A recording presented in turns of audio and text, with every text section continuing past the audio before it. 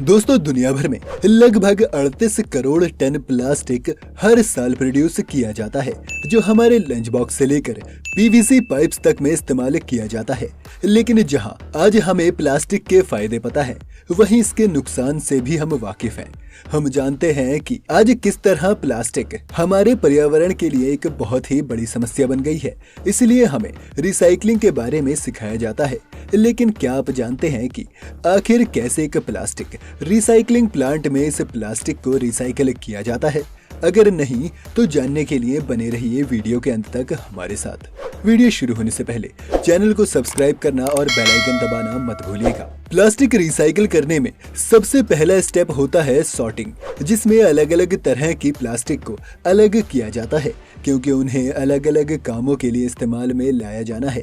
जैसे कि आपकी शैम्पू की बोतल HDPE प्लास्टिक की हो सकती है, लेकिन उसकी कैप पॉलीप्रोपिलीन या PP प्लास्टिक से बनी होती है, जिन्हें अलग किया जाना जरूरी है।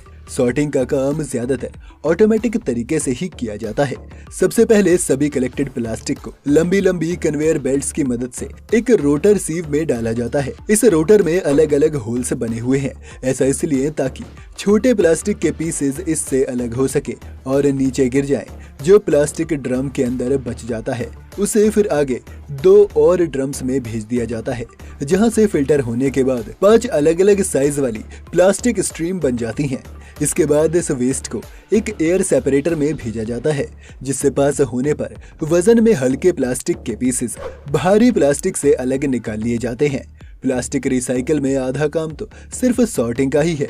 जितना ज्यादा प्लास्टिक सॉर्टेड होगा, उतना ही ज्यादा हाई क्वालिटी के प्रोडक्ट्स आप उससे बना पाएंगे। इसके बाद ये प्लास्टिक एक इंफ्रारेड स्कैनर से गुजरता है और स्कैनर इन्हें अलग अलग प्लास्टिक जैसे HDPE, PET या PP जैसे ग्रुप्स में बांट देता है। मशीन में एक ब्लोअर लगा होता है, जिससे पास होने पर अलग होने वाले प्लास्टिक को हवा के प्रेशर से कन्वेयर बेल्ट से बाहर कर दिया जाता है। अब मशीन के बाद एक बार कर्मचारियों द्वारा भी प्लास्टिक को पिक किया जाता है।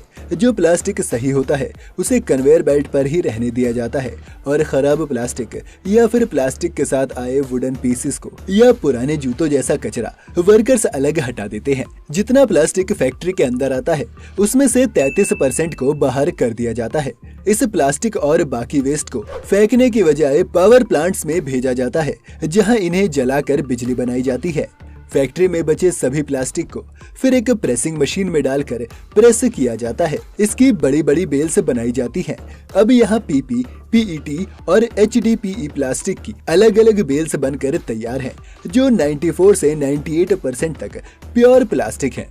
इसके बाद इन्हें अलग अलग प्लास्टिक प्लांट्स में भेजा जाएगा। HDPE प्लास्टिक का इस्तेमाल पाइप्स और स्पेशलाइज्ड पैलेट्स बनाने के लिए किया जाएगा, जबकि PP प्लास्टिक से फ्लावर पॉट्स या फिर बकेट्स और बाथरूम का बाकी सामान बनाया जा सकता है। PET प्लास्टिक का इस्तेमाल फैब्रिक बनाने में होता है, जिससे कपड़े बनाए जाते हैं। आपकी चेयर्स, टेबल्स और बाकी प्लास्टिक फर्नीचर भी PET से ही बनता है। प्लास्टिक को रिसाइकल करने के लिए यहाँ HDPE प्लास्टिक को एक श्रेडर में डाला जा रहा है, जो इस प्लास्टिक को छोटे छोटे पीसेस में तोड़ देगा। लेकिन इससे पहले इन्हें अच्छे से वॉश किया जाएगा, ताकि इन पर लगे ऑयल या डर्ट को हटाया जा सके। आखिर में श्रेडर से श्रेड होने के बाद आपके पास एक कलरफुल पैलेट तैयार हो जाता है। इन कलरफुल पैलेट्स को ऐसे ही इस्तेमाल नहीं किया जा सकता।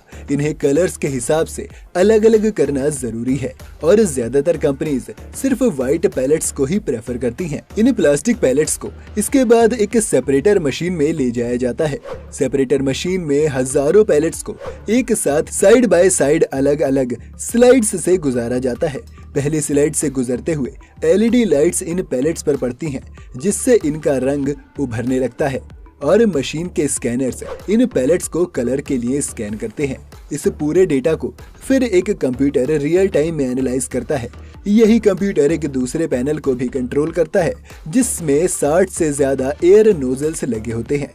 ये एयर नोजल्स एक एयर ब्लास्ट की मदद से अनवांटेड कलर वाले प्लास्टिक पैलेट्स को बाहर कर देते हैं, और सिर्फ व्हाइट प्लास्टिक पैलेट्स ही बचते हैं। इस मशीन को आप बाकी कलर्स के लिए भी डिजाइन कर सकते हैं। ये पूरी तरह फैक्ट्री और उसके क्लाइंट पर निर्भर करता है कि उसे किस तरह का प्लास्टिक चाहिए। इस मशीन में कुल 5 स्लाइड्स होती हैं। पहली 2 स्लाइड्स पर ये प्रोसेस शुरुआती तौर पर होने के बाद इन्हें अगली 2 स्लाइड्स से फिर गुजारा जाता है। अब तक इतना मटेरियल फिल्टर हो चुका होता है कि अब 2 के बजाय आखिर में एक ही स्लाइड से इसे गुजारा जाता है और 3 बार फिल्टर होने के बाद अब ये colourless white pellets next step के लिए तैयार है। हर घंटे में ये मशीन 800 किलो प्लास्टिक पैलेट्स को सेपरेट कर देती है जो 99% तक प्योर होते हैं। इस मशीन से इसके बाद ये सारा प्लास्टिक एक एक्सट्रूडर मशीन के अंदर जाता है जिसमें इसे 220 डिग्री सेल्सियस के तापमान पर गर्म किया जाता है। गर्म होने से सारा प्लास्टिक पिघल कर एक हो जाता है और यहाँ से इसे एक फिल्टर मशीन से गुजारा जाता है। फिल्टर से बाहर आने के बाद ये प्लास्टिक पूरी तरह से प्योरीफाई हो चुका है। इसे लिक्विड प्लास्टिक को फिर ठंडा किया जाता है और इसके ग्रैन्युल्स बना दिए जाते हैं। अब ये प्लास्टिक पूरी तरह से इस्तेमाल में लाया जा सकता है। इन ग्रैन्युल्स को बहुत सी प्लास्टिक कंपनीज खरीद लेती हैं, जहां जाने के बाद इनसे मैन्युफैक्चरिंग शुरू होती है। यहाँ पर हम HDPE की बॉटल मैन्युफैक्चरिंग की तरफ नजर डालेंगे। प्लास्टिक के इन ग्रैन्युल्स को सबसे पहले एक नोजल मेल्टिंग के लिए खींच लेती है और फिर इन्हें एक मशीन में मेल्ट किया जाता है। मेल्ट होने के बाद उस प्लास्टिक में हवा ब्लो करके बॉटल्स को अपनी शेप मिलने लगती है और फिर बॉटल्स को ठंडा कर लिया जाता है। आगे जाकर एक ऑटोमेटिक मशीन इन बॉटल्स को स्कैन करती है और बॉटल्स के एक्स्ट्रा प्लास्टिक को काट कर अलग कर देती है। ये कटा हुआ प्लास्टिक फिर से इस्तेमाल में लाया जाएगा। अब बारी है इनके ऊपर कैप लगाने की, जो इसी तरह से रिसाइकल्ड हुए PP प्लास्टिक से बनाई गई है। तो इस तरह से प्लास्टिक को रिसाइकल कर लिया जाता है। लेकिन हैरानी की बात तो ये है कि जहां दुनिया में 38 करोड़ टन प्लास्टिक हर साल प्रोड्यूस की जाती है, लेकिन इसमें से सिर्फ 30 से 40 लाख टन ही एक्चुअली रिसाइकल की जाती है, जो 9% से भी थोड़ा कम है।